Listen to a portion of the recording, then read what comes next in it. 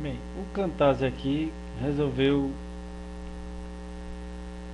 pegar uma peça para mim, não quer gravar minha câmera, mas não tem problema não. O áudio está saindo, é o que vale.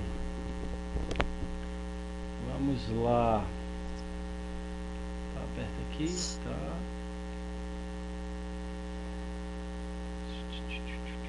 Cadê?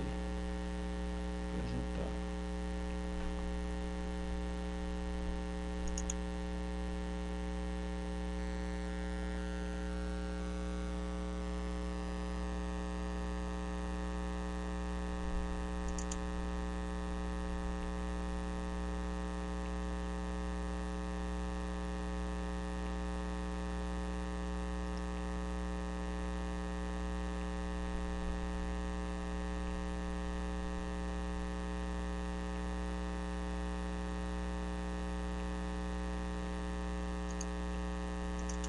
Vocês estão vendo aí a apresentação? Ok. Tá ok, né? Vamos lá, vamos começar do fim. Bem, boa noite a todos. Meu nome é um pouco comprido e fica a critério de vocês como vocês queiram me chamar.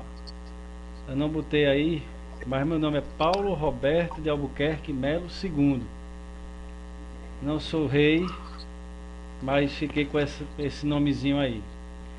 Eu sou técnico em agropecuária, formado pela uma escola que já não existe, mas virou um Instituto Federal lá em Pernambuco, é a Escola Agrotécnica Federal de Barreiros. Sou engenheiro agrônomo, formado pela Universidade Rural Federal de Pernambuco. Tenho especialização em gestão ambiental pela FAFIR, que é uma faculdade de freiras de lá. Sou fiscal estadual agropecuário da ADAP. Quem já conhece sabe o que é. Quem não conhece é a Agência de Defesa Agropecuária do Estado do Piauí. Sou concursado, estou trabalhando lá desde 2014. Sou tutor mediador presencial da Rede ETEC Senar. Tem 2 anos já. E sou escritor agrodivertido também. Vocês podem dar uma olhada nos textos que eu faço através do Instagram Segundo Agro ou do Segundo Agro Oficial no Facebook. Certo? Dadas as devidas apresentações. Cadê? Certo, isso aqui acabou. Vamos lá. Bem, nós estamos nesse semestre com a cadeira de introdução ao agronegócio. Vocês já viram a cadeira bem há algum tempo e, como eu estava dizendo no começo aos primeiros navegantes aí, essa aula vai ter aproximadamente 1 hora, mas a depender muito mais de vocês do que de mim. Eu não tenho muito que apresentar sobre tabela SWOT, porque você já deve ter tirado um bocado de dúvida com o tutor à distância. Creio eu que vocês já estejam craques, mas sempre é bom a gente relembrar, porque é uma tabelinha um pouco complicada para muitos e que sempre pode cair alguma questão na prova ou algo do tipo. Então, depois disso, depois da apresentação, a gente vai ficar aberto para tirar as dúvidas, e não só dela, mas de toda a cadeira, certo? Que aqui a questão fria do chat, do fórum, fica mais de lado, e vamos ter um relacionamento um pouco, digamos assim, mais quente, onde a gente vai conseguir trocar uma ideia um pouco melhor, e vai ter questão também da expressão verbal, que uma palavra, uma frase bem dita, às vezes é melhor do que uma frase escrita. Vamos lá. Então, primeira coisa, não confundam SWOT com SWOT, certo? Alguém já assistiu o filme SWAT? Ou sabe o que é a SWAT? Massa, seriado, massa. Pronto, ótimo. Temos alguém conhecido aqui. A SWAT é a equipe americana especial de armas e táticas, certo? É como se fosse o GAT aqui do Piauí, como se fosse o pessoal da Força Nacional, alguma coisa do tipo assim. Então é só uma brincadeirazinha de trocas de letras em que SWAT quer dizer uma coisa e SWOT quer dizer outra. SWOT surgiu esse termo porque foi um americano, por volta de 1960, que desenvolveu essa técnica de fazer essa tabelinha, onde você vai ter os strengths, que são as forças, as opportunities, que são as oportunidades, os weakness, que são as fraquezas, e os threats, que são as ameaças, formando as forças e as oportunidades vão ser os fatores positivos, as fraquezas e as ameaças vão ser os fatores negativos, em que também ficam classificados como fatores internos e fatores externos. Os fatores internos são aqueles que você tem condição de trabalhar com eles, e os fatores externos são aqueles fatores que você não tem condições de ter, de trabalhar eles. É inerente à sua vontade, vão acontecer ou podem acontecer, e você não tem como fazer muita coisa para isso. Você não tem como melhorar, nem tem como piorar, você não tem ação sobre isso. Ela também é conhecida como a tabela fofa. Por quê? Porque SWOT vai ser as siglas que denominam as siglas dos termos em inglês. E a fofa, porque se você ver, tem aqui, ó, força, os fatores positivos vai ter a força e as oportunidades, faz F, faz O, fraquezas e ameaças, F e A. Então pode ser conhecido como a fofa ou SWOT. Bem básico. Então a análise SWOT ou fofa, para que é usada? É usada para observar cenários e dar caminhos para as tomadas de decisões, analisando fatores ao seu redor em que você tem controle ou não, fazendo com que se corra menos riscos e se aproveite melhor cada oportunidade. Digamos assim, quando você bota um negócio na cabeça, você está começando a imaginar, traçando alguma coisa para o seu futuro. Como é que você começa a pensar? Quais são meus pontos fracos? Meu ponto fraco é a procrastinação, eu não consigo me concentrar, eu tenho que fazer um negócio, aí na mesma hora que eu sei que eu tenho que fazer esse negócio, eu faço outro. Ou eu paro, não faço, fico imaginando, eu tenho que fazer, e nunca faço. Então isso é um ponto negativo meu. Eu tenho que melhorar isso. Ponto positivo, gosto muito de ler. Então se eu quero ter um destaque na área de educação, eu vou ter que fazer um curso, muito provavelmente para lecionar, uma especialização para, como é o nome, ensino superior, para lecionar ensino, para dar aula em ensino superior. Tem um nomezinho aí que eu esqueci o termo. Então eu vou ter que fazer o quê? Eu tenho que evitar minha procrastinação, eu tenho que ler mais, vou ter que procurar uma fonte de renda para poder pagar o curso. Porém eu tenho a questão tempo, que é uma ameaça para mim, que às vezes eu tenho tempo, às vezes eu não sei administrar meu tempo direito. Então isso daí é um problema muito grande para mim. Então eu começo a fazer as análises e vou pegando os pontos positivos, os pontos negativos, o que é ameaça para mim, porque eu vou tentar melhorar, e o que é a oportunidade. Nada mais é do que o que você faz na sua vida, você vai fazer quando você estiver no campo. Você vai dar vai fazer uma consultoria para algum agricultor e ele tem algum pensamento do que ele quer fazer. A primeira coisa que você vai fazer é pegar você quer vender o quê? Não, quero vender hortaliças. Vai analisar a região dele e vai observar quais são os pontos positivos que tem lá, quais são os pontos negativos, quais são as ameaças para ele e quais são as oportunidades. Não é verdade?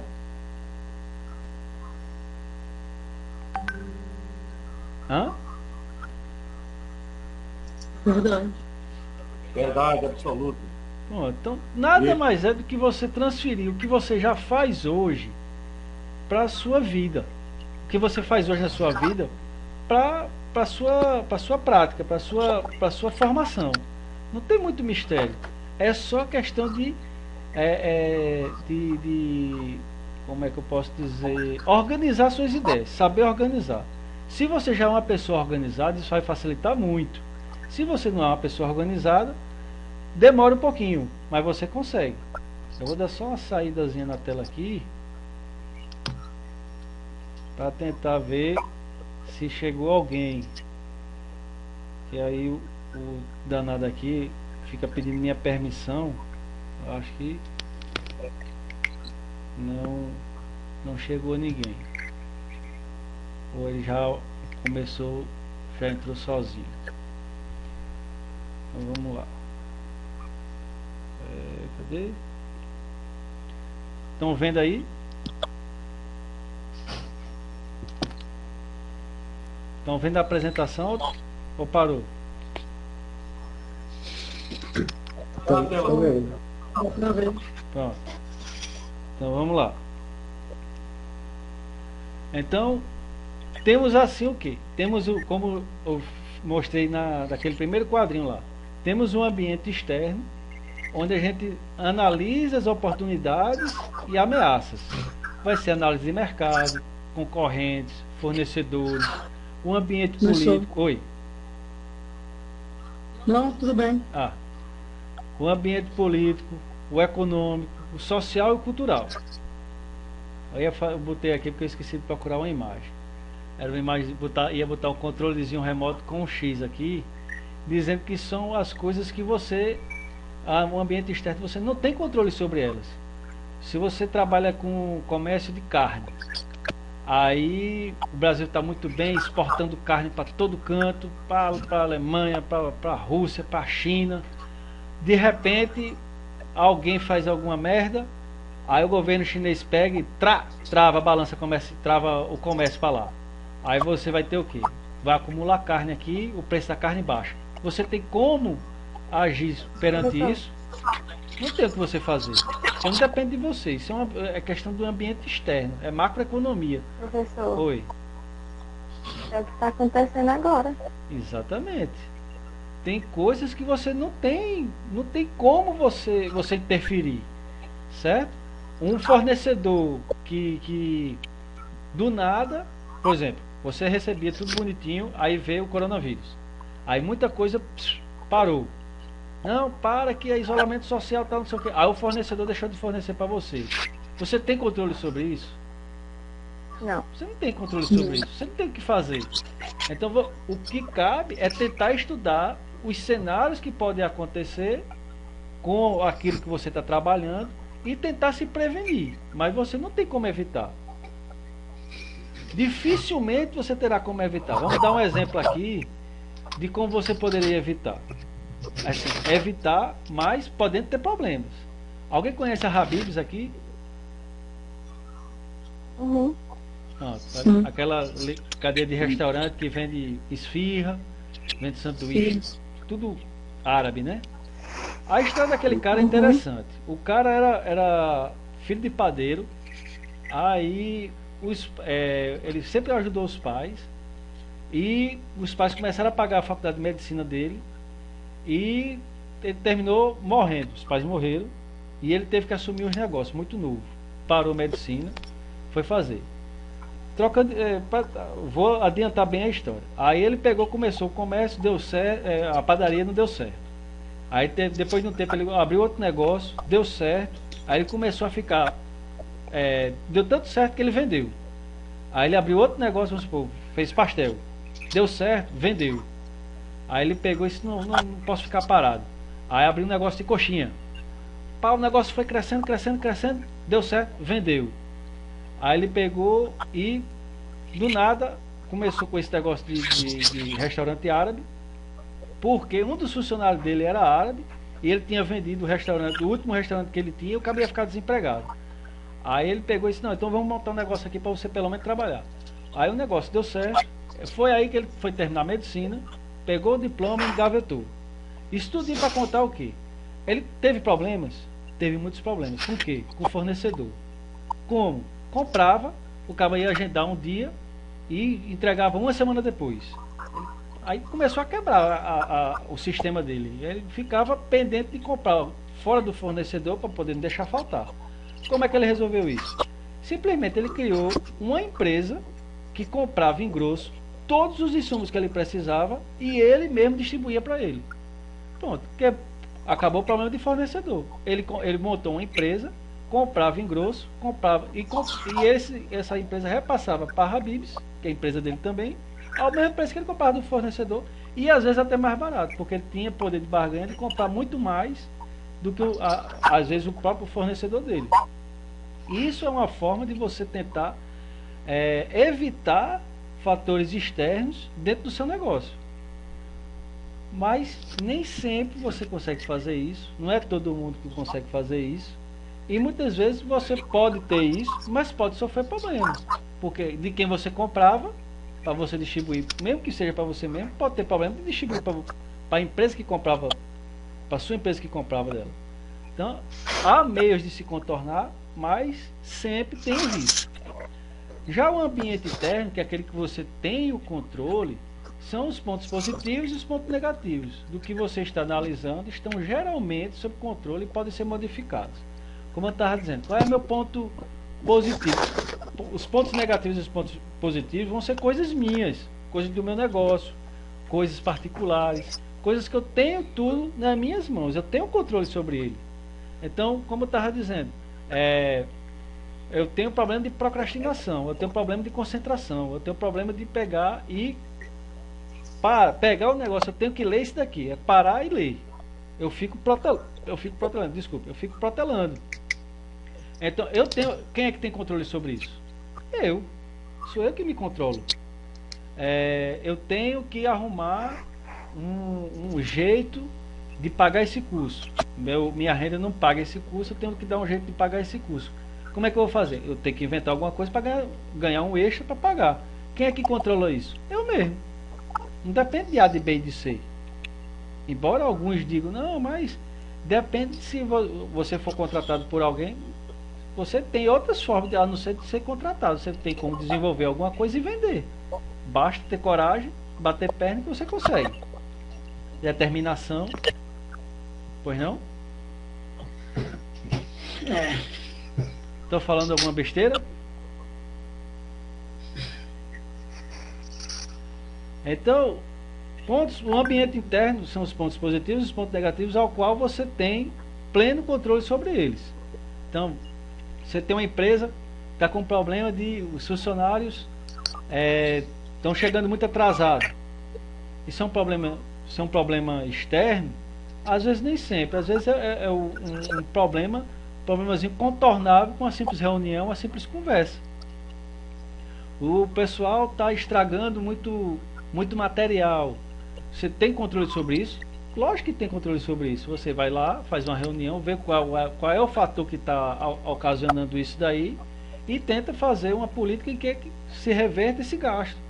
Então, tudo está nas suas mãos. A questão dos pontos positivos e negativos está na sua mão. O ambiente externo, que vão ser as oportunidades e ameaças, é que você não vai ter controle. Você tem pensamento, tenta contornar, tenta fazer com que essa ameaça seja menor e as oportunidades você consiga alcançar, sabendo que vão ter interferências em que você não tem como agir. Tô bem entendido? Sim. Sim.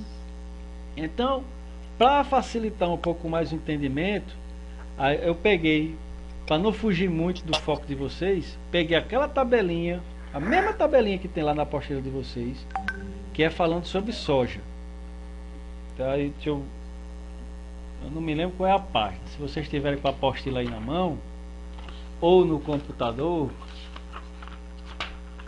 hoje em dia o cara pode ser polivalente, pode ter um bocado de arquivo ao mesmo tempo aberto. É a página 38, certo? Tem lá, análise SWOT da cadeia produtiva da soja. É a mesma tabelinha, eu só dei um jeito aqui de apagar e ela vem surgindo aos poucos. Então vamos analisar ela aqui. Conforme eu vou fazer o seguinte: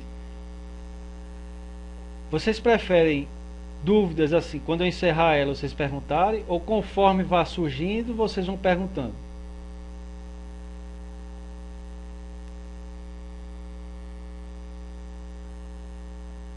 Alô?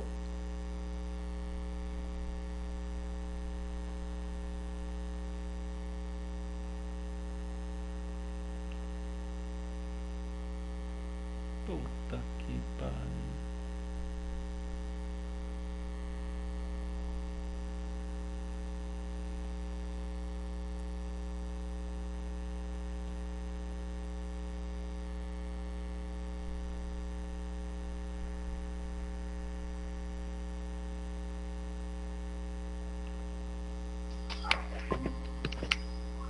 Caiu.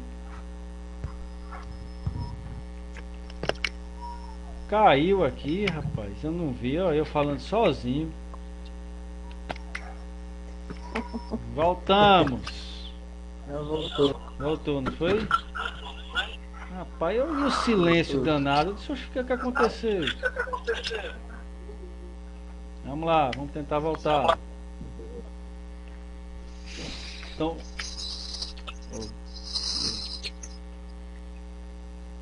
Compartilhar.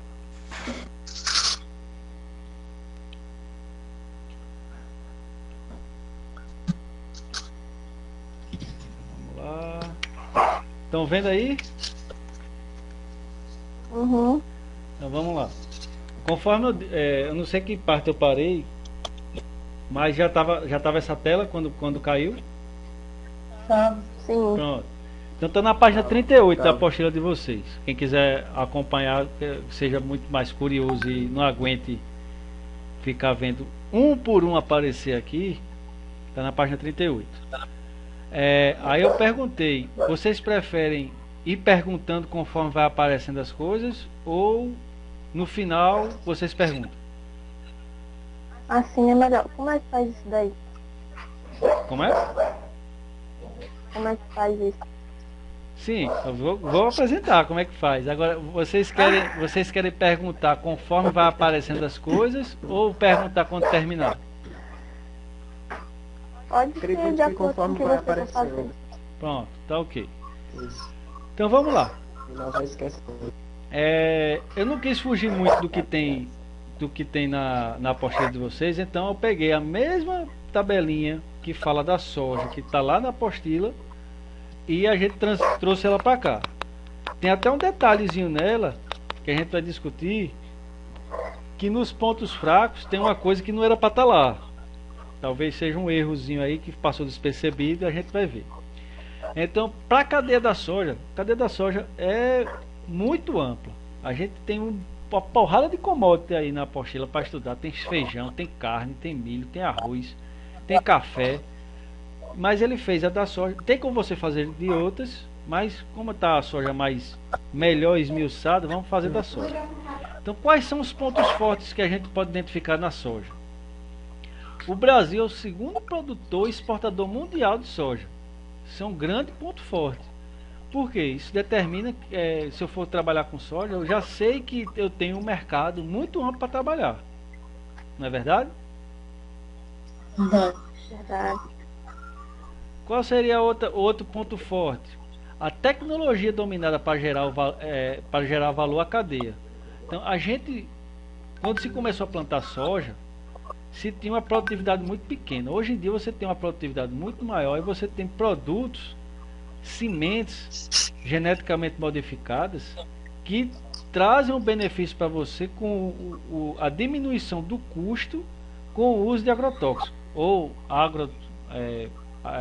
defensivos agrícolas, produtos fitossanitários, como queira chamar. A lei diz que é agrotóxico, eu como fiscal vou dizer que é agrotóxico, mas não sou radical. Então, você tem uma ampla cadeia de tecnologia aplicada à cadeia da soja que só traz benefícios para vocês. Vocês têm facilidade de colheita, têm facilidade de plantio, têm facilidade de produtividade. Então tem N pontos fortes para se ter só nessa parte de tecnologia aí. Você tem áreas agricultáveis que permitem aumento de produção. Você tem muita área no Brasil que tem condições de ser plantada soja. São áreas que estão já desocupadas, você não precisa desmatar nada. São áreas ou que eram plantios anteriores de outras culturas que você pode plantar soja, ou era de pasto que você pode transformar em soja. Você pode diminuir a área de pasto, transformando em confinamento um pedaço do seu gado para plantar soja. Então você tem área para plantar ainda. Tem muita área a ser explorada ainda no Brasil. Isso é um ponto forte. Muita área barata ainda. E você tem onde você planta qualquer coisa que não necessariamente plante soja, mas qualquer local onde você vá plantar ou criar alguma coisa, você tem geração de renda, você vai ter uma geração de renda, que isso vai gerar o quê? Um aumento do IDH, que é o Índice de Desenvolvimento Humano. Depois eu posso mandar para vocês uma tabelinha de uma revista que eu vi um dia desse tem alguns anos já, em que mostra o IDH de muitas regiões, de algumas regiões, em que antes de quando começou o sistema de plantio, o sistema de criação, o agrodesenvolvimento daquele local, ele tinha um IDH muito pequeno, e após algum tempo que ele se estabeleceu lá, o IDH aumentou consideravelmente. Então, isso de desenvolvimento humano, quanto mais próximo de mais desenvolvido vai ser aquele local. Por quê? Porque você tem a tendência de crescimento, tem a tendência de gerar, fazer a economia girar, porque você vai ter que contratar mais gente. Então é muito mais fácil você contratar pessoas da própria região do que de região de fora. E você vai fazer o dinheiro circular dentro da cidade, consequentemente vai trazer qualidade de vida para aqueles indivíduos, em que eles vão ter mais acesso à saúde, mais acesso à educação, mais acesso a uma qualidade de vida, e o IDH vai aumentar porque vai ter renda também. Certo? Como pontos fracos, a gente tem o estímulo governamental à exportação de soja in natura. Soja in natura quer dizer a soja crua, a soja pura, a soja no grão ainda. Ela não foi processada, não virou óleo, não virou farelo, não virou nada. Isso é ruim porque é um ponto fraco, porque o estímulo governamental a exportar é bom para a balança comercial, porque você vai trabalhar com dólar, mas você perde matéria-prima para outras coisas, como óleo, farelo para ração. Porque se você vai exportar soja in natura, você vai exportar o grão puro, o grão colhido, vai-se embora. Se você processa, você vende essa soja internamente, você tem condições de gerar subprodutos. Quando você vende ela in natura, você perde as oportunidades de subproduto dela. Então você perde a oportunidade de mercado de transformar essa soja em subprodutos com valor agregado. Estão entendendo? O Brasil utiliza o modal de transporte impróprio pela distância percorrida pela soja. Se eu não me engano, na apostila de vocês fala de modal, lá no finalzinho. Estou errado? Fala. Não fala? Fala sim. Vocês sabem o que é modal?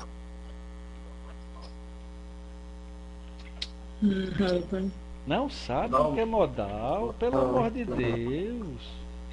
É um meio de transporte. Exatamente, muito bem. Ganhou uma estrelinha. Vou desenhar uma estrelinha aqui para você. Tem um quadro branco aqui. Estão vendo o quadro? Apareceu o quadro branco aqui depois para vocês. Eita, estrela feia da molesta. Ganhou estrelinha. Não dá para ver o nome aqui porque a apresentação está aberta para mim, mas ganhou uma estrelinha. Muito bem. São meios de transporte. E a gente sabe que no Brasil o meio de transporte mais utilizado para desafogar a soja ou na maioria das commodities que a gente tem, ou da produção agrícola, é ainda o rodoviário. Então, os pontos principais de plantio de soja, embora ela esteja se descentralizando, mas ainda é concentrado muito na região de São Paulo, Mato Grosso, Matopiba, que é a região do Mato Grosso, Piauí e Maranhão, né? Que é o Matopiba. Tudo bom, Bebel? Tô falando aqui com minha filha. Então, quando você vai tirar daí, desses locais de produção, para o centro de processamento ou o mercado, no mínimo essa soja vai rodar aí uns 1.000 quilômetros. Em média, vai rodar uns 1.000 quilômetros. Porque a malha rodoviária faz muita curva, sobe muito, enrola demais. Em contrapartida, a gente tem um modal muito interessante que já foi muito utilizado, mas porém hoje em dia ainda está penando para poder melhorar, que é o ferroviário, que seria um dos melhores aqui para o Brasil. Embora a topografia da gente não seja muito boa, mas a gente tem tecnologia bastante para poder fazer com que os trens percorram essas sinuosidades, essas montanhas da melhor forma possível.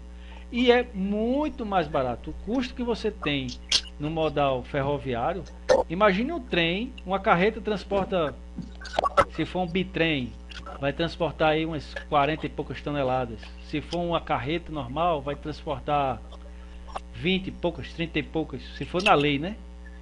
Enquanto você vai ter praticamente o mesmo custo que você tem nessa carreta com 40 toneladas, você tem um trem que vai transportar 10 vezes mais isso, com o mesmo custo. Que falta investimento. Temos o navio, o marítimo, aliás, o marítimo não, o fluvial, que é através dos rios, em que você tem uma capacidade de carga enorme através dos rios, que é muito pouco utilizado também. Então isso é um ponto fraco, porque a cadeia basicamente sobrevive sobre o modal de transporte rodoviário aqui no Brasil. Então quais são as oportunidades? Os pontos em que você pode tem como ganhar mercado ou valorizar seu produto. O complexo soja, a abrangência dele na geração de produtos é muito grande. Você usa soja para fazer ração, usa soja para fazer óleo, usa soja para fazer álcool em gel. Alguém sabia que fazia álcool em gel com soja? Eu não sabia. Pois pega um frasquinho de álcool em gel. Se ele for daquele álcool em gel escuro, esqueça. Aquilo ali é basicamente maisena que eles botam, não sei para quê. Mas se ele é aquele álcool em gel bem clarinho, bem transparente, ele tem lá um nomezinho, poxa, porque eu tô sem o frasco aqui. Tem um nomezinho lá, icômero, isômero, alguma coisa assim do tipo, que é um subproduto da soja. Um subproduto de quando você está refinando o óleo da soja, você tira aquilo ali como se fosse tipo uma parafina da vela, que você mistura com álcool em gel para ele dar aquela viscosidade, ele fica grossinho. Você usa o soja como se fosse um petróleo verde. Você faz inúmeras coisas com ele. Você não tem ideia do que você consegue fazer com soja. Então a abrangência do complexo dela é muito grande. Então você tem muitas oportunidades de trabalhar com soja, achar um nicho de mercado e ganhar dinheiro com isso daí.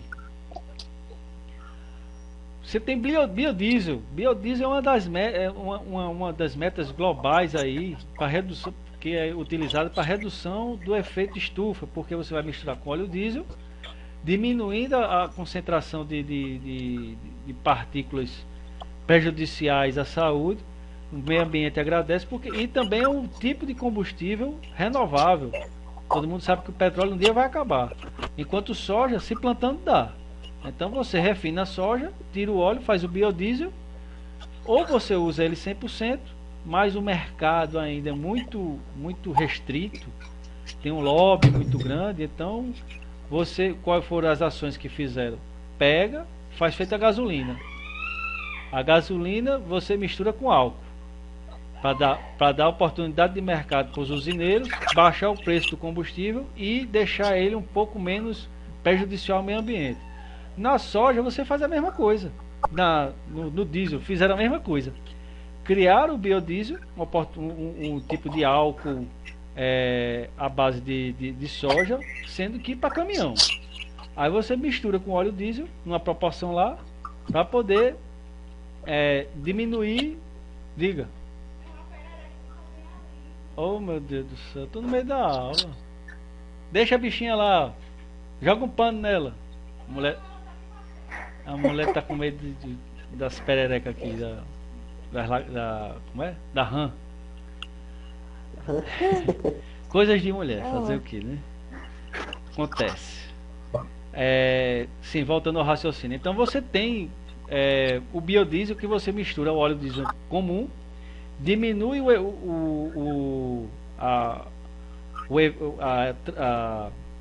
como é?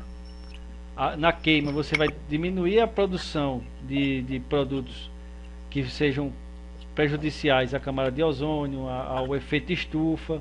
E você tem mercado para isso daí, certo? Temos como oportunidade fortalecimento de ações sustentáveis no âmbito nacional e internacional. O próprio biodiesel já é uma ação sustentável.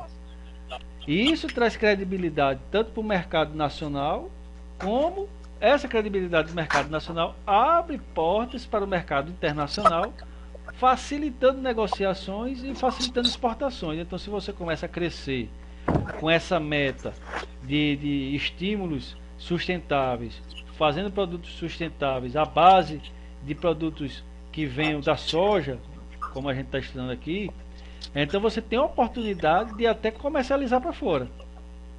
Então você tem um mercado internacional aberto aí para você a ganhar dinheiro. As oportunidades, melhoria nos modais utilizados para o transporte da soja do Brasil. Todo ano, o ano inteiro, fica se batendo no Congresso, alguns deputados ficam procurando isso daí, em questão de sempre estar melhorando o transporte fluvial, que é através dos rios, o transporte ferroviário. A gente tinha uma malha ferroviária federal muito grande, ela foi privatizada, está muito pequena ainda, muita coisa se perdeu. Aqui em Campo Maior mesmo passava a linha férrea federal, que onde ela passava praticamente já se perdeu esse pedaço de terra, porque as casas já tomaram de conta. Mas ainda se tem muito que avançar com o ferroviário. Então, se tem negociações para que esse modal vá cada dia mais melhorando e você consiga escoar com um valor de frete muito mais barato. Então, não deixa de ser uma oportunidade. E a diversificação via criação de produtos inovadores. Sei lá, sempre tem alguém estudando alguma coisa inovadora. Vamos sair um pouquinho da soja. Alguém já ouviu falar de um plástico feito com mandioca, a famosa macaxeira? Não. Já tem um estudo em que o pessoal usa um subproduto da macaxeira, desenvolver um polímero que faz tipo uma sacola plástica em que ela se dissolve com água. Então, para dia de sol não tem coisa melhor. Você não pode ir para o supermercado dia de chuva, né? Não dançou. Mas ela se degrada muito facilmente quando é jogada fora.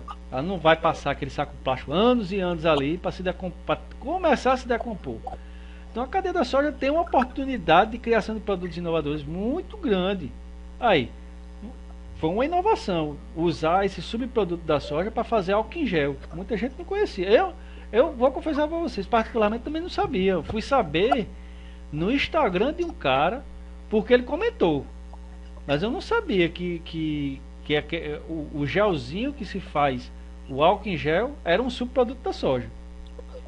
Tem um detalhe aí, professor. Pode estar interrompendo aí. Diga. E a soja também, ela tem extraído dela o poliol, a base da espuma, certo? Faz colchão, tudo que é espuma vem da soja, que é através de ter extraído o poliol dela. Olha, tá vendo? Eu não sabia dessa não. Para mim era os colchões ainda eram tudo a base de subproduto do petróleo, mas já tem da soja. Isso mesmo, é o poliol. Ó, tá vendo? Uma diversificação aí que você pode entrar na fabricação desse subproduto para a cadeia de colchão. Colchão não deixa ninguém deixa de vender colchão. Colchão é quase uma commodity, é quase uma commodity. Ninguém deixa de comer, deixa. O cara pode deixar de andar de carro, pode deixar de andar de bicicleta, mas ninguém deixa de comer. E duvido que alguém deixe de dormir. Verdade. Não é verdade? Então a cadeia do colchão, você tem uma cadeia enorme aí, você pede colchão para todo mundo. A não ser o indiano que seja faqui, que dorme na cama de prego, que não vai querer um colchãozinho de espuma. Muito obrigado pela dica aí, eu não sabia disso não. Depois me mande o nome aí direitinho no WhatsApp, para pesquisar, tá bom? Sim. Então, como ameaças? Olha, sim, preste atenção. Nos pontos fracos, se vocês olharem na apostila, são 3. Eu tirei um aí, porque eu estava discutindo com a professora E ela disse, isso daí não é ponto fraco não, isso vai ser uma ameaça. Tá lá no finalzinho, a gente vai ver. Então, como ameaça, a gente tem o quê? Tarifas alfandegárias, que são ameaças, é uma coisa externa, não tem o que você fazer, não tem o que... A tarifa alfandegária é uma coisa inerente ao comércio. Não tem como você... E não tem como você mexer nela. Isso daí é questão de tratados internacionais e questão governamental. Você pode tentar, através das associações, dos sindicatos, negociar uma tarifa mais barata, uma tarifa mais em conta, mas não é você que tem controle sobre isso. Isso vai ser as associações, os sindicatos que vão tentar barganhar. Então isso é uma ameaça, que você não vai ter controle. Novas barreiras de entrada por países importadores. Isso é um ponto muito importante que você também não tem como ter, assim, você pode participar para evitar, ser um membro da participação de evitar, mas você não tem controle sobre isso, porque se você pode fazer, o seu vizinho não fazer e dá PT. Vou dar um exemplo. Alguém já ouviu falar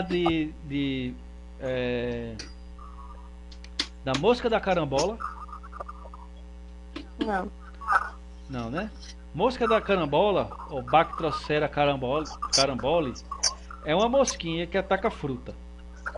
O nome dela, apesar de ser mosca da carambola, ela ataca oficialmente 300 tipos de fruta. Tem 300 tipos de hospedeiro. Oficial, isso aqui foi listado, foi estudado, mas é muito maior isso daí. A gente sabe que no ambiente natural isso é muito maior. Então ela era uma praga que não se tinha aqui no Brasil. Ela veio de fora.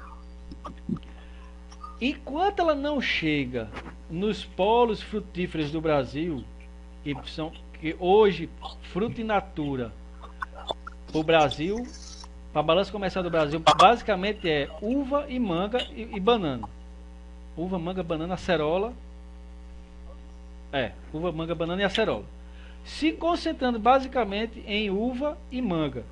90% da uva e 90% da manga produzida no Brasil vai tudo para fora, certo? É tudo exportado para Alemanha, Estados Unidos, Europa em geral, vai tudo para lá.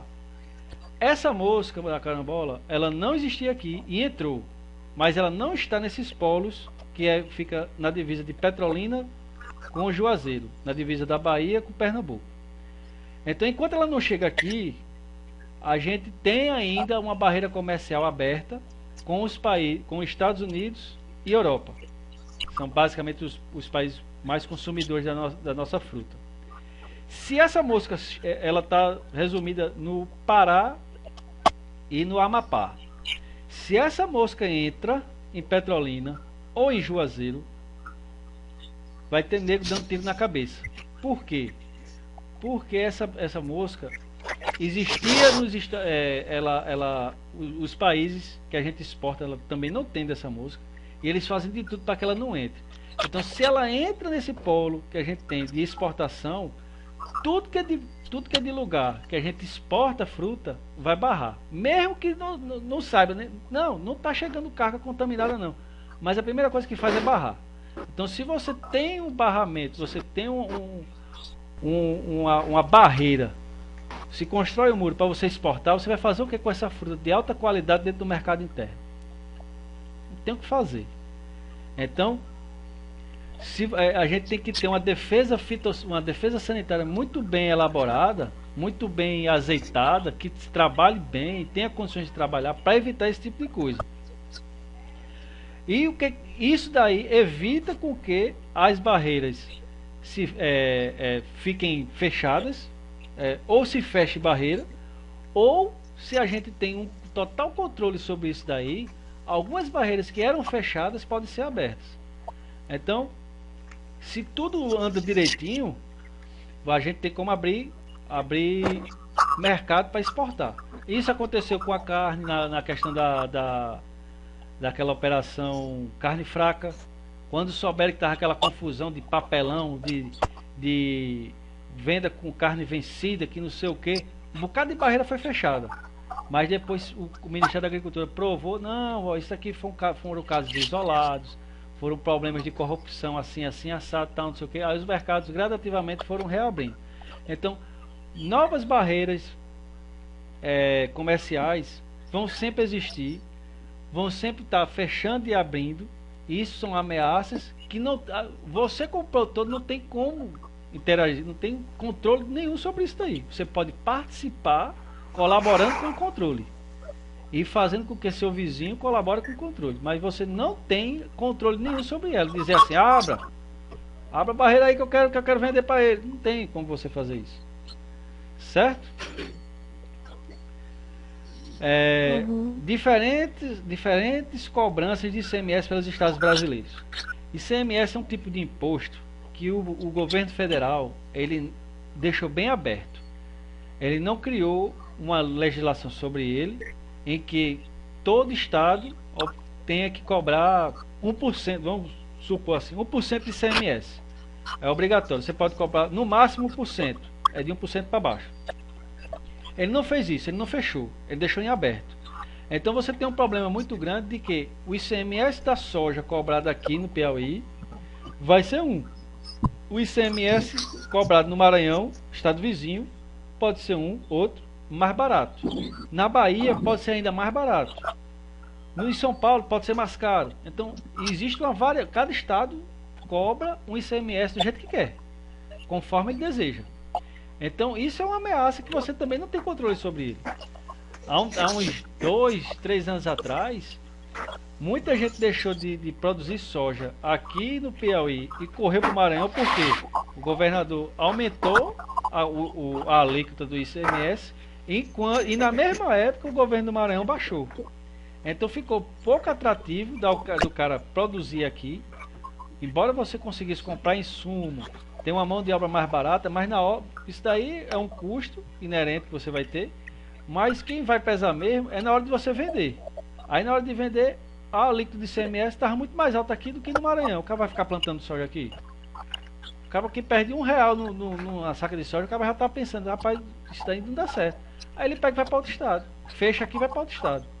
Também é um tipo de ameaça que você não tem controle nenhum sobre ele. A não ser que você seja um amigo Professor, muito forte do governador para buzinar no ouvido dele e tentar convencer. Pois não, diga aí. e esse imposto, ele é cobrado, como assim? É para poder vender ou para poder entrar no estado? Isso as duas formas. Tanto para você vender, como para você comprar.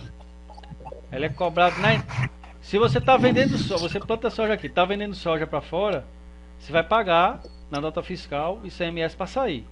Se você está vendo, vai pagar o ICMS para sair aqui. E ainda, muito provavelmente vai pagar ICMS para entrar no outro estado. Governo não dá dinheiro para ninguém não. E se ele der dinheiro com a mão, ele tira com a outra e com os dois pés. Pode ter certeza Só pra disso. gente... Oi, ó. Oi. Só colaborando aí com relação a isso. Não quer dizer também que se você paga 17% no Piauí, que é em média, e que o estado da Bahia cobra 20%, não quer dizer que você pague 17 aqui e mais 20 lá. Existe as compensações, por exemplo, se você paga 17 aqui, na hora que você entra da Bahia você paga 3, certo? Então é para justamente dar aquela diferença. Para dar diferença, para não haver injustiça, né? Isso. Senão acaba quebra. Você pagar 17 aqui mais 20 lá, vai dar 37. Daqui a pouco você está trabalhando só para pagar imposto. Exatamente. Ela não sabia. Pronto, muito obrigado também. Eu não sabia dessa parte aí não. Sabia que você pagava tanto na saída como na entrada, mas não sabia que tinha esse tipo de compensação não. Ótima colocação. Mas não deixa de ser uma ameaça que você também não vai ter controle sobre ela. Aí é que, se não me engano, é a outra. Deixa eu voltar aqui. Aí é que estava, quando eu discuti com a professora, na apostila tem aqui, pontos fracos. Os Estados Unidos como o maior produtor mundial de soja. Isso não é um ponto fraco, isso é uma ameaça. Porque os Estados Unidos, sendo o maior produtor comercial, ele tem poder de barganha com os outros países para ditar um determinado preço, porque como ele produz a maioria do que é comprado, teoricamente, então ele tem muito lastro, muito dinheiro na economia, em que ele subsidia o produtor, ele paga o produtor para plantar a soja, ele compra muito mais barato e ele vai botar no mercado com um preço mais barato do que a soja brasileira.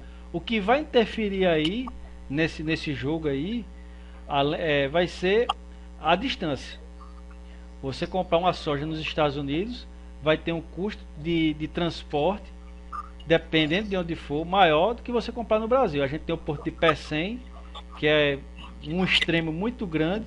Então, você vai vender para a África do Sul ou para o continente africano, ele não vai comprar soja americana, porque ele não vai ter como competir com isso daí, porque o Porto de Pecém ele vai ter um salto para o continente africano. Então, o custo do frete vai ser muito menor. Caiu de novo? Ah, caiu não. Entenderam? Beleza. Pronto. Sobre essa tabela SWOT, era isso daí que eu tinha para apresentar para vocês. Não tem muito mistério. Você vai ter os pontos fortes, os pontos fracos, que são os pontos em que você tem como trabalhar com eles, você tem como identificar e trabalhar para tentar ser mais competitivo, para tentar melhorar na produtividade, para tentar melhorar na atividade fim, no empacotamento, alguma coisa do tipo.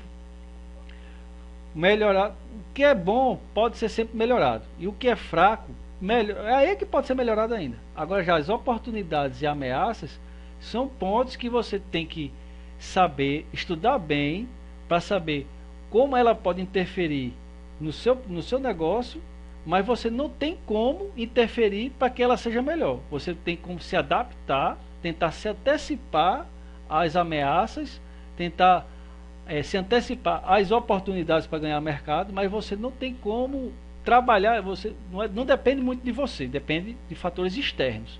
Você tem que ser tipo um camaleãozinho aí, mudando de cor, se adaptando para poder trabalhar e contornar isso daí.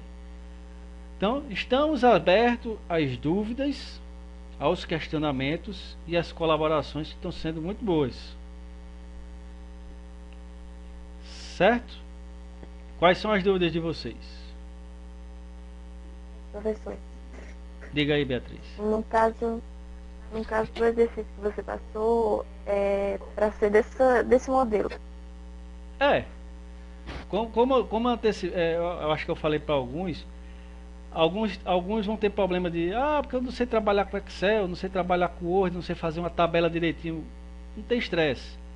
Desenhe, tire foto e mande. Ou desenhe, tire foto, cole no Word e mande o documento. Desenhe, transforme em PDF, mande. Não tem muito estresse comigo não. O negócio é você fazer. Certo? Professor, Só não dá para fazer em sinal de fumaça e mandar para mim, porque eu não vou enxergar daqui. Não é o resto. Professor, Oi. você pode me indicar algum fonte de pesquisa para fazer essa tabela de outros cômodos? De outro formato? Não, de outros alimentos, para fazer essa tabela. Eu posso pesquisar e enviar para você. Uma dica que eu dou para você aí na sua apostila tem a cadeia do feijão, tem a cadeia do milho, tem a cadeia da carne. Há um tempo atrás, eu peguei, fui ler e comecei a destacar pontos positivos, pontos negativos. Ela é bem resumida, mas dá para você tirar pelo menos um ponto de cada um daqueles ali. Tente fazer esse exercício. Você não precisa mandar para mim não, mas tente fazer isso. Comece a ler e identifique um ponto positivo, um ponto negativo, uma ameaça e uma oportunidade. Na maioria deles você consegue tirar pelo menos um ponto desse daí, de cada cadeiazinha que tem na apostila. Ok, obrigado. Nada. Mais alguém? acredito que não. Já foi bem esclarecido. Se a tabela SWOT tá bem digerida aí por vocês, me digam aí, do contexto geral. Aqui vai ser a oportunidade da gente ter aquele fórum de tira dúvidas, ninguém participou. Teve um polo aí, que eu não me lembro qual, mas ninguém participou. Mas tudo bem. É a oportunidade de eu dar o recado de vá lá, poste alguma coisa, poste uma dúvida, por mais besta que seja, poste lá, porque a participação nele conta ponto para vocês. É presença, certo? Lembrando que a parte presencial corresponde a 20% da carga horária de vocês e vai contar ponto. Todo tipo de participação que vocês fazem, vocês podem achar que não, mas vai contar um pontozinho para vocês lá, vai contar na média. Então não deixem de participar. Então, voltando aqui, a apostila tem um bocado de assunto nela. Vocês não têm nenhuma dúvida lá? Não é possível que vocês não tenham mais nenhum questionamento sobre ela lá. Nem sobre modal, nem sobre desenvolvimento sustentável, agricultura familiar, sei lá, tem um bocado de coisa aqui. Tecnologia. Nada.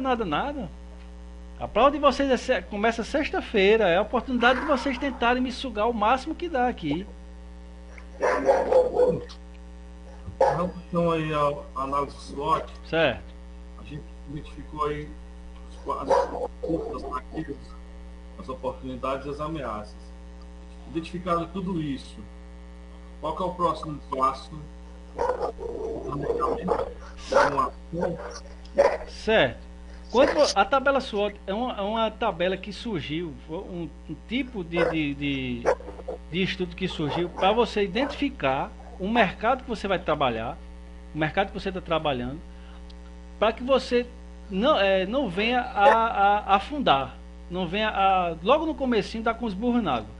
É para você justamente ver se aquele negócio que você está imaginando, ele vai ter sucesso, digamos assim, ou não. Então, você identificando os pontos fortes, os pontos fracos, as ameaças e as oportunidades, você vai começar a fazer seu plano de negócio para tentar pegar os pontos fortes que você tem, ou os pontos fortes da cadeia, e trabalhar em cima deles. Pegar os pontos fracos e melhorar seus pontos fracos. Ou identificando os pontos fracos, você tentar contornar eles para que eles não sejam mais pontos fracos para você e se tornem pontos fortes. Contornar as ameaças da melhor forma possível, ou saber quais são as ameaças que você vai ter e tentar evitar, traçando estratégias para que você não caia nelas, ou caso apareça essa ameaça, você caia nela, você tentar sair da melhor forma possível, o mais rápido possível. E identificar as oportunidades em que você vai traçar o seu nicho de mercado. Porque hoje em dia, aquela cultura de você ser generalista tá complicada. Um exemplo, eu sou agrônomo. Curso de agronomia, a gente passava 5 anos e meio para se formar e tinha uma visão de tudo. Tudo que você imaginar, a gente tinha visão. Um pouquinho de cada coisa. Hoje em dia, na Universidade Federal Rural de Pernambuco, que eu me formei, já mudou completamente a grade curricular. Você já não sai mais generalista. Você estuda 2 anos. Depois de 2 anos, você vai ter que ver qual vai ser a linha de raciocínio, a linha de formação que você vai querer fazer para poder se formar focado naquilo. Então a tabela SWOT também desenvolve isso daí, para você tentar identificar as oportunidades que tem, para você tentar fazer com que o seu negócio migre para um determinado nicho de mercado e você seja bom naquilo ali. Bom, professor, e com relação assim, um produto que não seja uma commodity, tá? Mas que seja um produto da natureza, por exemplo, eu vou dar um exemplo aqui de algo que foi me sugerido, que foi me solicitado, que era uma proposta de emprego, né, de uma pedreira, onde o produto era pedra, certo? E eu fiz uma análise SWOT para apresentar para essa empresa, né?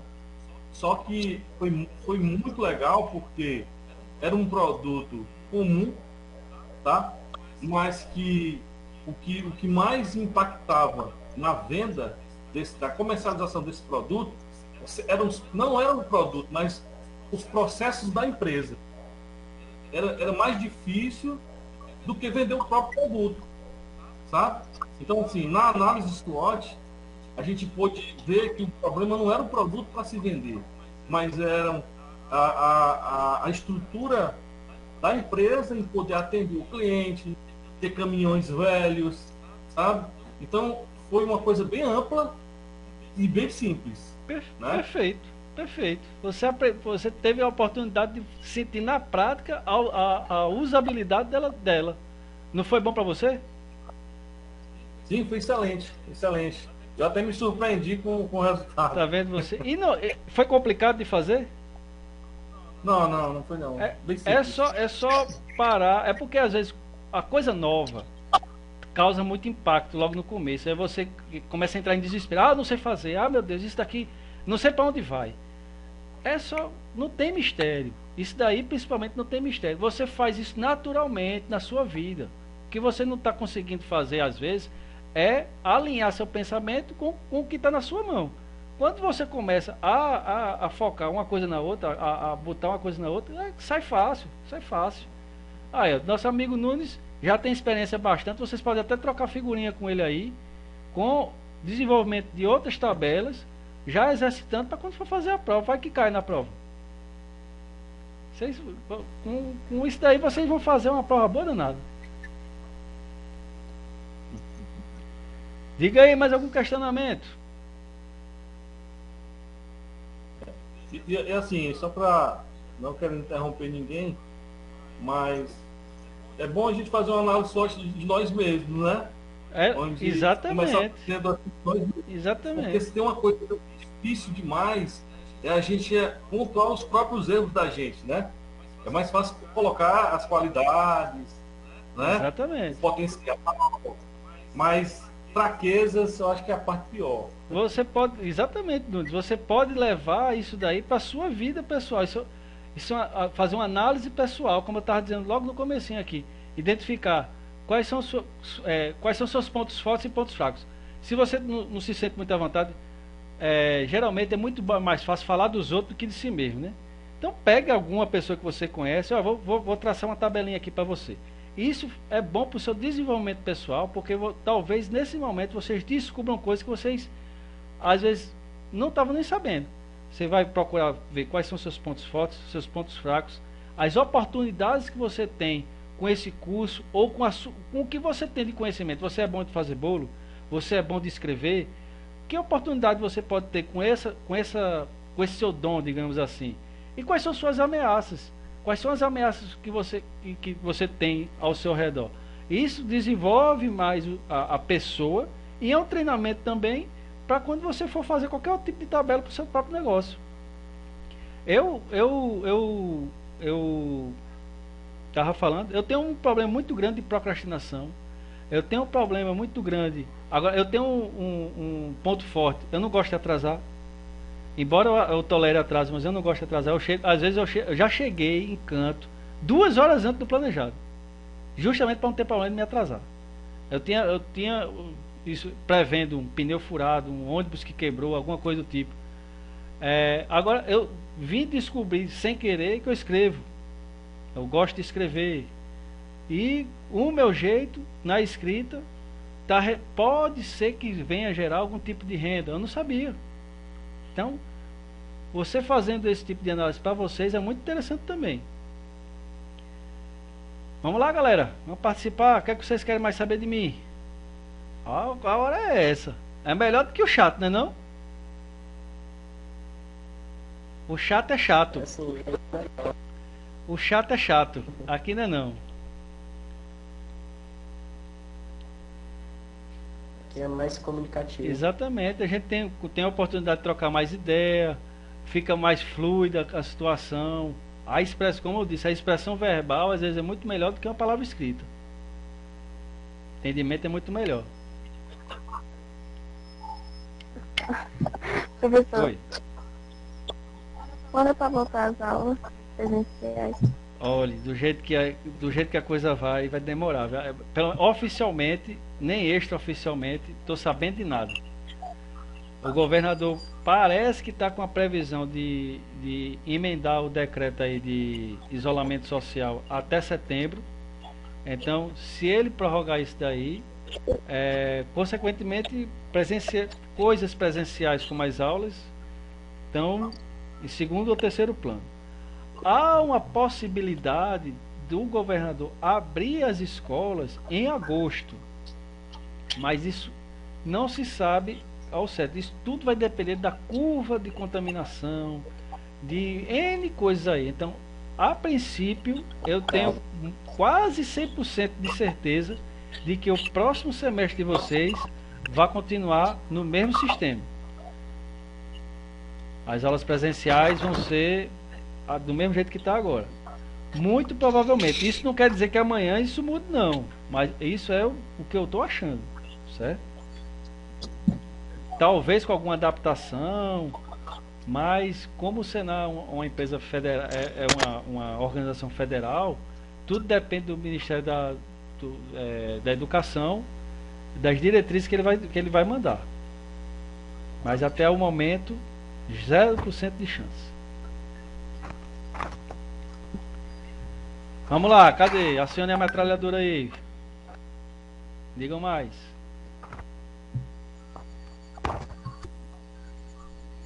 Ninguém tem mais nada. Tá bom, eu vou abrir uma discussão. Se ela for boa, a gente continua. O que é que vocês acham? Quem conhece aí a ADAP? Nunes conhece. Não conheço. Eu. Beatriz conhece. Bem, para quem não conhece, eu falei no comecinho que a ADAP é a Agência de Defesa Agropecuária do Estado do Piauí.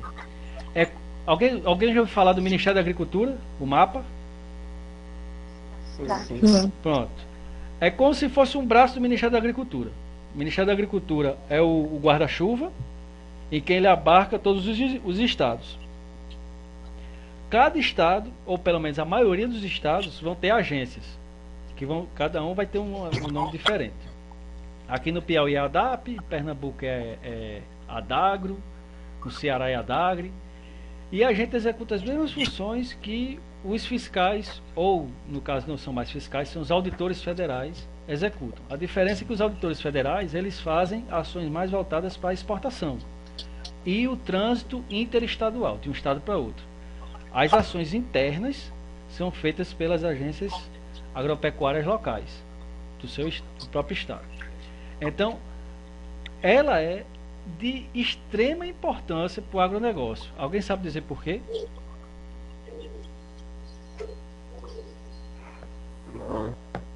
No caso, ela fiscaliza ali a questão da pecuária, né? Se o gado é vacinado, se essa carne de qualidade está sendo bem vacinada, que não existe risco de febre aftosa, né?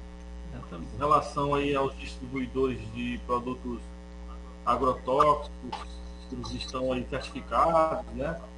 Então acho que ele faz bem essa fiscalização, né? Exatamente, bem por aí. Não só isso. A gente Tem mais, tem né? mais. Tem muito. Oi. Pode falar. Não faz Então quer isso dizer não. que ele fiscaliza mais em relação à parte animal? Não. Ou não? Como no Ministério da Agricultura existem a parte animal e a parte vegetal. A parte animal, o povo mais conhece por causa da aftosa. Mas tem a aftosa, que daqui a 1 ou 2 anos vai acabar essa vacina. A previsão em 2026 o Brasil ser livre desse tipo da vacina e ser considerado livre sem vacinação para acabar essas campanhas. Tem a brucelose, faz o controle de anemia infecciosa equina, que é o AIE, ou a AIDS do cavalo, e faz a questão do mormo, que é chamado também de catarro de burro. Além dessas, tem programa de apícola, que é a parte de abelha, tem doenças na abelha também, que a gente tem programas para fiscalizar, para dar qualidade ao mel. E diga-se de passagem, o mel do Piauí é um dos melhores do Brasil, se não o melhor. Tem programa de piscicultura. A gente trabalha com o pessoal que ia dizer planta peixe, ó, que trabalha com peixe. E tem a questão da sanidade avícola, de aves. A gente tem programa de fiscalização de aves também. A produção de ovo, a produção de postura, é tudo fiscalizado pela gente. Os subprodutos disso é fiscalizado pela DAP. Para você ter um queijo que seja apto a ser comercializado, ele tem que passar pelo crivo da DAP. Ele tem que ter um selo chamado CI. Caprino. Os caprinos e os ovinos também tem fiscalização sobre a DAP. E uma coisa talvez que vocês não saibam, raiva é fiscalizada pela DAP também, mas não a raiva do cachorro, é a raiva dos herbívoros, é a raiva transmitida pelo morcego hematófago. Então tem um programa só que trabalha sobre isso daí, tem uma equipe lá que vai trabalhar, só trabalha de madrugada. Caprino também, não é, professor? Caprinos e ovinos também. E a parte vegetal a gente trabalha com pragas quarentenárias, que são pragas que existem fora do Brasil, que a gente chama ausentes, e a gente, junto com o Ministério da Agricultura, o Ministério da Agricultura impede que ela entre. E a gente trabalha investigando para ver se ela não já entrou. E trabalha com as pragas presentes, que são as pragas que já existem no Brasil, mas não estão disseminadas como um todo. Vamos supor, uma delas é a cigatoca negra, que está em quase todo o Brasil, mas o Piauí é um dos poucos estados ainda que não tem esse tipo de problema da banana. A gente faz vistorias para identificar o quanto antes a entrada dela e faz o trabalho em barreiras fitossanitárias para impedir que essa doença entre. Além das pragas quarentenárias, a gente faz educação sanitária, tipo, digamos assim, uma palestra como essa que eu estou falando sobre a ADAP, é um tipo de educação sanitária. E trabalha, como nosso amigo Nunes falou, a questão dos agrotóxicos. A questão dos agrotóxicos basicamente é a comercialização dele, como só pode vender agrotóxico casa agropecuária credenciada na ADAP. Ela tem que ter, ela paga uma anuidade, ela tem o depósito vistoriado, tem um aval da ADAP, ganha um documentozinho lá, ela tem que ter um agrônomo que responda por ela, e ela é fiscalizada semestralmente ou mensalmente, no mínimo 2 vezes no ano. Dependendo do movimento dela, a gente fiscaliza 1 vez por mês ou até mais. Fiscaliza a aplicação desses agrotóxicos no campo, a emissão das notas fiscais, a emissão de receituário agronômico, o armazenamento, as embalagens vazias, a destinação final dessas embalagens vazias, tanto pela empresa que vende o agrotóxico, como pelo produtor que usou esse agrotóxico, o uso de EPI, enfim. No final das contas, a ADAP trabalha visando com que o agronegócio seja o mais ecologicamente correto e o mais saudável possível, esse produto chegue na mesa de vocês. Vocês sabiam disso?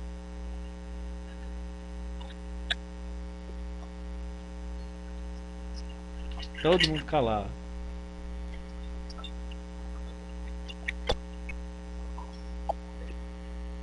Algum questionamento sobre a ADAP? Alguma dúvida?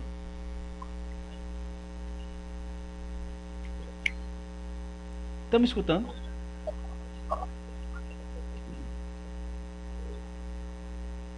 Beleza. Não. Vendo agora. Eu tenho uma dúvida, professor, com relação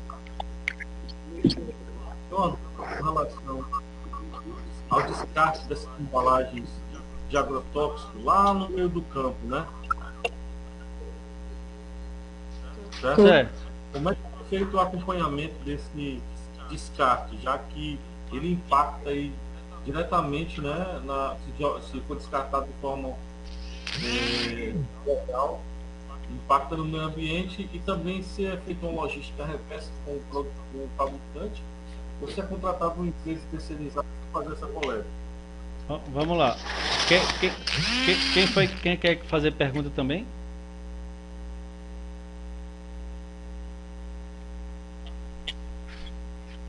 Bem, vamos lá.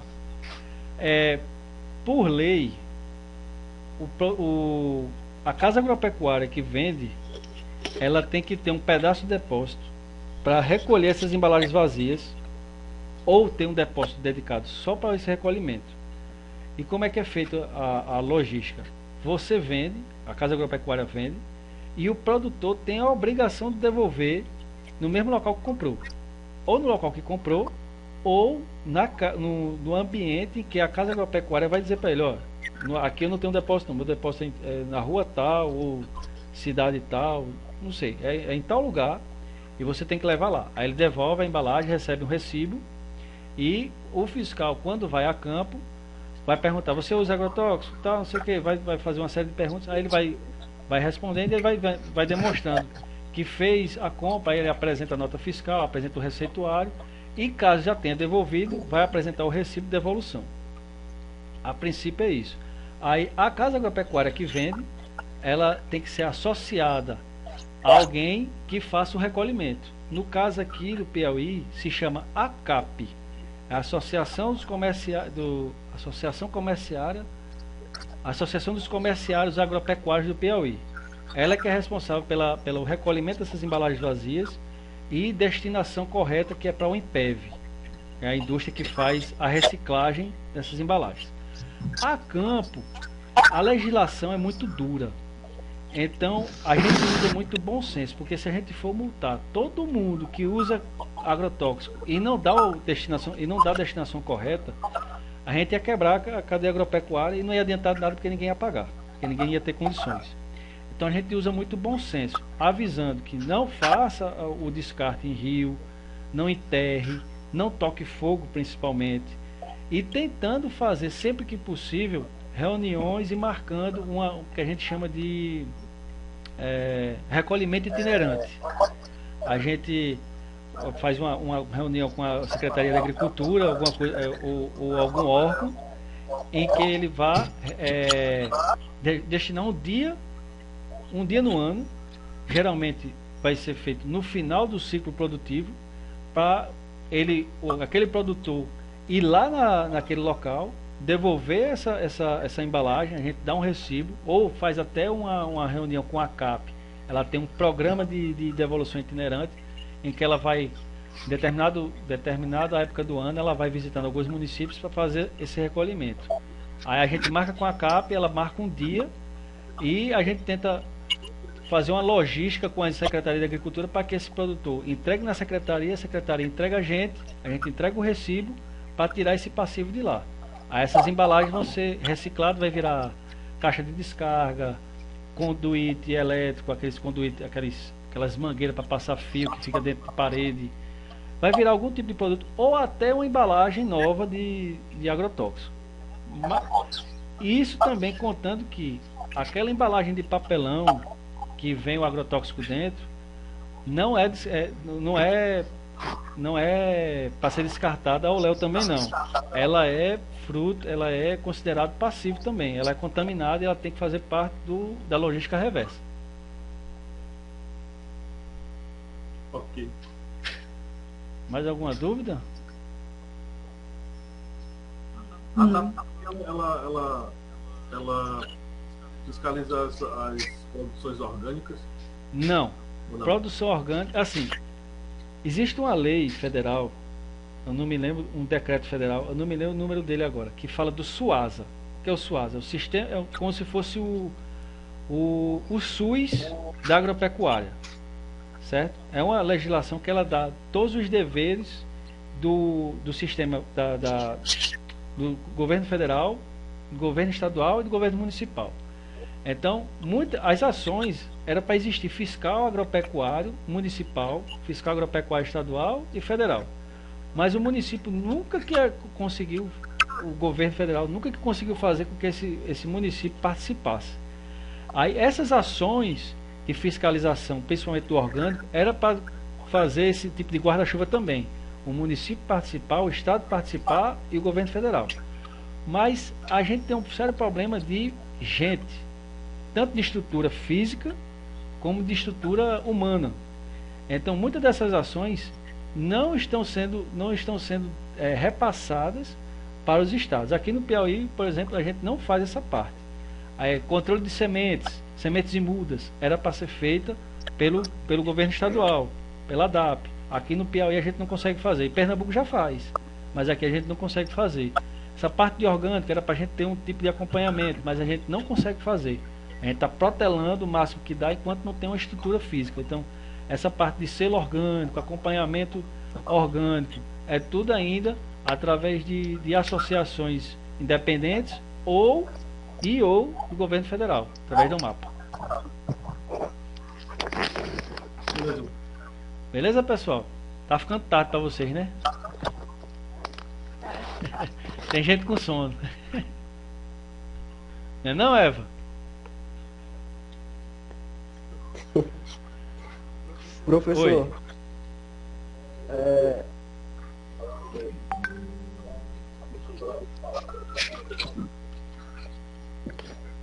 Pode falar.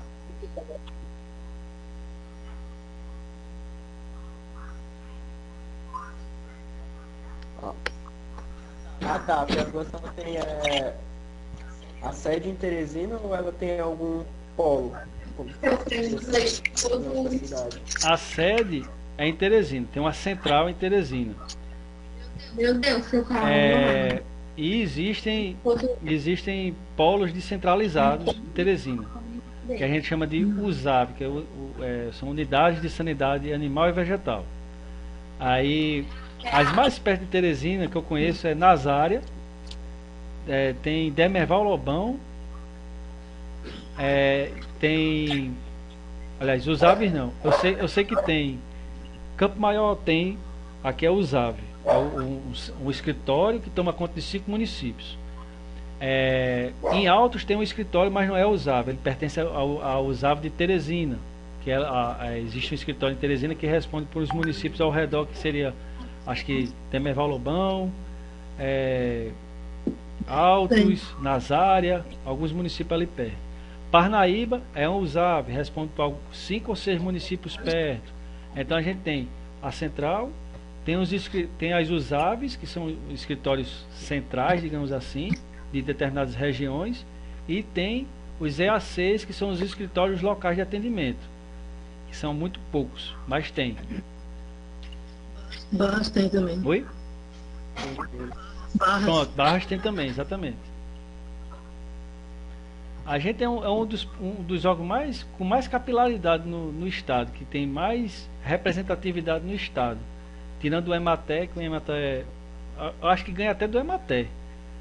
A gente tem ainda mais gente e mais escritórios espalhados. O problema é que tem muitos escritórios, mas a gente está perdendo muito funcionário, não está sendo reposto. Aí fica muita área para pouco funcionário fiscalizar. Aí fica complicado fazer as coisas. Para chamar até aqui da minha cidade, Dificilmente. Barras faz parte do escritório central aqui de Campo Maior. Campo Maior abarca 19 municípios. Essa questão de assistência técnica ainda é um gargalo muito grande aqui para o município da gente. A ADAP mesmo, eu nem sabia que tinha tanta fiscalização. Na verdade, eu nem imaginava. Tem um escritório da ADAP aqui, mas você pouco vê trabalho desenvolvido. Porque muito da fiscalização da gente é de campo, e o pessoal tem pouco conhecimento também, porque a gente não faz assistência técnica, nem faz extensão rural. Assistência técnica seria a gente resolver algum problema de imediato. Extensão rural é fazer um acompanhamento de uma tecnologia, do emprego de uma tecnologia, ou de uma melhoria, de um desenvolvimento de algo. A gente não faz isso. Quem faz isso é o EMATE. O que a gente faz é fiscalização. Basicamente é serviço burocrático. É chegar no ambiente, ver se está fazendo certo, dizer se está errado, ver documento e tchau. Basicamente isso. Aí o pessoal confunde a gente com o EMATE e muitas das vezes quer que a gente dê assistência técnica. Doutor, resolva isso. Doutor, eu estou com esse problema. Aí fica complicado a gente fazer, porque não é o foco da gente. Não é da gente que também a gente não saiba. É porque se a gente for fazer assistência técnica, a gente não faz a fiscalização. Aí às vezes o trabalho da gente é pouco conhecido por causa disso. Mas também existem os problemas de fiscais que são encostados, só querem fazer basicamente a vacina do gado e outras coisas mais que no dia que vocês forem funcionários públicos vocês vão saber melhor.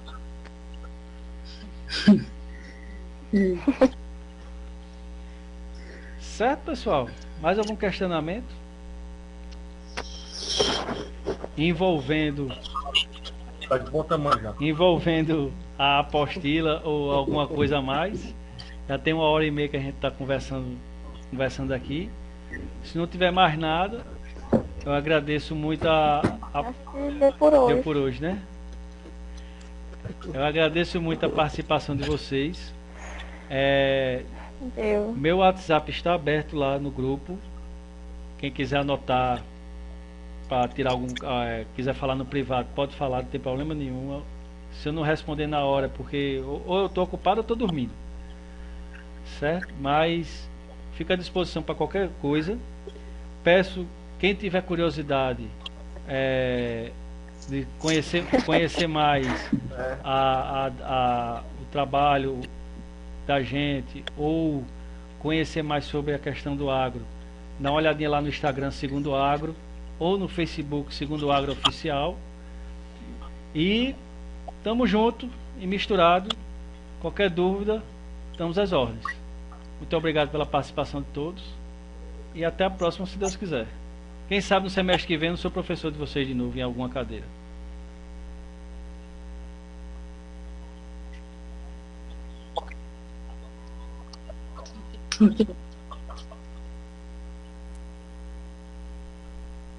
Até. Verdade. Tomara. Espera, hein? Tá já, pessoal? Boa noite. E vamos nos falando lá no WhatsApp. Qualquer dúvida, 2 horas. Até mais.